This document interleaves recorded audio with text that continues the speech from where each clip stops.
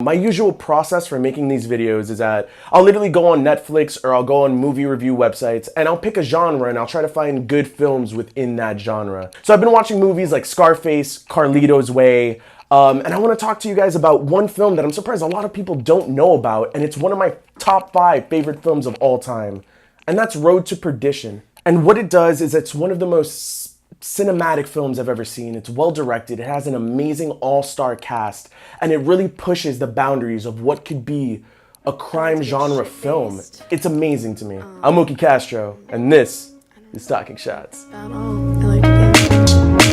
Sword sheath, it's the return of the blade and slice shade, getting paid until my silhouette fades. A mercenary, spit celebrity versus scary sage, doing girlies dirty, spitting with obituaries. Death is not. If you've never heard about Road to Perdition, it's about a father and a son during the Prohibition era that actually work for the mob and go around trying to collect money to exact revenge upon someone who's wronged them.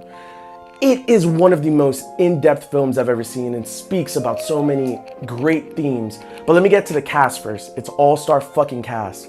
First off, the lead character is played by Tom Hanks. Daniel Craig is in the film. Jude Law is in the film. And most importantly, this is actually Paul Newman's last film that he did before he sadly passed away. So just to give you the shorthand version of the story without spoilers, pretty much Tom Hanks' character works for the mob. He was adopted by pretty much the head mafia boss of this mob within rural Chicago. So basically what happens is his family, besides his wife, doesn't really know what Tom Hanks' character does for a living when he actually is an enforcer for the mob, aka he goes out and does hits, or he goes out and does racketeering, aka pressuring businesses to do business with the mob. So he works with his adopted brother, the actual son of the mob boss, Paul Newman, and his son is Daniel Craig. And Tom Hanks and Daniel Craig actually are at wit's end with each other because of their differences from the way that they see that the mob should be heading towards.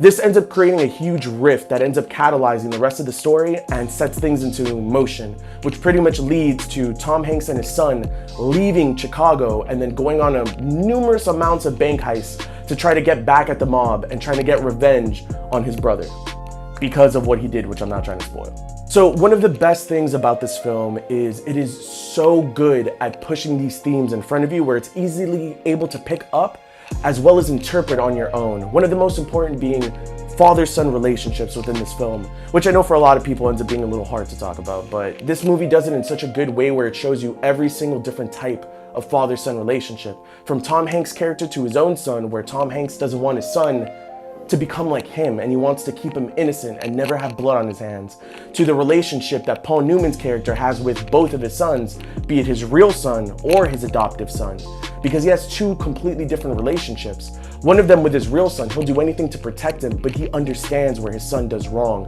While on the other hand, he loves Tom Hanks' character more than his own son, but there's still that disconnect between them being blood related.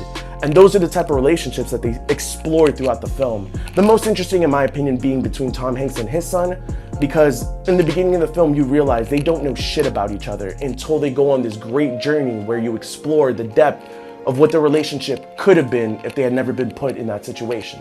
Another important theme is the protection of innocence. So as I mentioned before, Tom Hanks does everything that he can to make sure that his son doesn't become a sinner like he is. That's one of the big things about the movie is revenge and sin and how it plays out within these characters' lives. He wants to keep his son pure while he knows that he's done the absolute worst. There's a really, really chilling monologue at the end of the film delivered by Paul Newman where he actually says, "Open your eyes," to Tom Hanks' character. I'll do it really quick. "Open your eyes. Open your eyes. There's nothing but murders in this room. This is the life we chose, the life we lead, and there's but one guarantee. None of us will see heaven." And that shit is chilling. It is chilling because it explains that they understand the sins that they're committing just for the sake of their livelihood.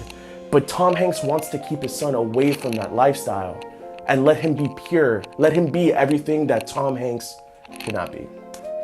The cinematics are something that, even just from the awards, tell you how good the film is in itself. Conrad L. Hall won the award, the Academy Award for Best Cinematography after he had passed away for the work that he did on Road to Perdition. Lastly, one of the most dynamic things that they do within the film, which I fucking loved because it gives it so much more depth, is their use of color and color representation. So they really abuse whites, blues, and blacks in different ways to show different things. And it, oh my God, it makes certain scenes that happen, certain deaths within the movie and certain occurrences that much deeper. For example, a lot of times whenever it comes to any of the mob scenes where Tom Hanks is meeting with the mob bosses, or there's one scene where a character in particular dies and everything within the shot is nothing but dark navy blue and black. And it's during a raining scene when they're outside on a Chicago street. All you see is the darkness of the shadows, almost oversaturated, as if it's like consuming. The blues showing the emotional, like how emotional the death of this character will be. And the rain just adding more and more. So now you have this constant movement and it sets the shot that you know something bad's gonna happen, but at least it's doing it in the correct way. So it's almost setting up this funeral for this character where you see just from the colors how they develop this. One of the most interesting things that they do as well to contrast a lot of the deaths that happen within the film, besides the blue and black scene in particular, some of the most important deaths happen in all white rooms. White obviously representing innocence or purity, and then obviously the blood that's being spilled within the room showing the taintedness of purity. So you could see that and take it into your own interpretation, how that might go along, but even the ending scene where a person is murdered in an all-white room where there's nothing but serenity and peace shows how this revenge lifestyle or even the sins that you commit could always come back and make something pure impure. The greatest thing that I think that the film does also with its shots and its color is how dynamic they make the death scenes. Some of the most important characters that die, they have these great, immaculate sets or even, settings for where they die. Some of them could be something as simple as a hotel room, but the way that the camera pans and sets it up, it'll pan from a regular hotel room to an all-white bathroom. And then that's when you see the blood splatter or the death of the character. And this movie isn't a violent movie in the fact that it glorifies death, but it shows it enough that you understand the theme of violence, vengeance, revenge. What does it really mean to a character? It gets that point across. So final thoughts, my guys. Road to Perdition is one of my favorite films of all time, and it actually had been about 10 years since I originally saw it. I've only seen it twice, but I've been recommending it since I saw it again. I absolutely love it, from the fact that everybody puts on an amazing job playing their characters. The setting, the cinematography, the logistics, everything about it just creates this experience where you're just completely sucked into the film. And those are the type of movies that I like to watch, where I feel as if I'm standing there watching another mob guy, gangster, get murdered right in front of me, but I actually give a fuck about why he got killed. And that's a lot of things that, a lot of these newer crime dramas do, where they'll just give you fake paper thin characters, so when they die, you just don't give a fuck. But everything feels necessary, and everything within this film comes together like what are they called? The things inside of a clock? Clockwork? No, inside it. Cogs. There we go. Cog. I was saying clogs.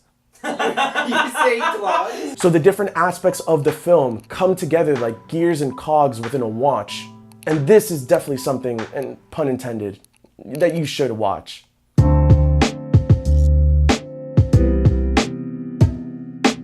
So yeah, have you guys actually watched Road to Perdition? Have you guys never seen it and now love me for recommending you one of the best movies of all time, including one of Tom Hanks' best films fucking ever? Well, then make sure to comment below, like, share, subscribe, follow us on Twitter, Facebook, YouTube, Instagram, the whole 9 yards, and show all your friends. So thank you guys. I'm Mookie Castro, and this is Talking Shots.